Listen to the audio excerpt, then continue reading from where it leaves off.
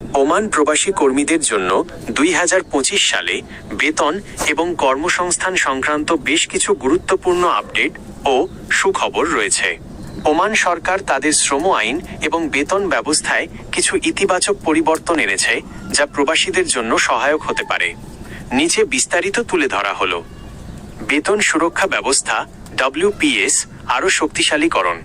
2025 সালের সেপ্টেম্বর থেকে ওমান সরকার wedge protection system WPS বা বেতন সুরক্ষা ব্যবস্থা কঠোরভাবে কার্যকর করার ঘোষণা দিয়েছে। নিয়ম: কোম্পানিগুলোকে তাদের অন্তত 75% কর্মীর বেতন ব্যাংকের মাধ্যমে দেওয়া বাধ্যতামূলক করা হয়েছে, যা নভেম্বরের মধ্যে 90%-এ উন্নীত হবে। সুবিধা: এর ফলে নিয়োগকর্তারা চাইলেই বেতন আটকে রাখতে বা দেরি করতে পারবেন না। বেতন সঠিক সময়ে প্রবাসীদের ব্যাংক অ্যাকাউন্টে জমা হওয়া নিশ্চিত হবে। 2.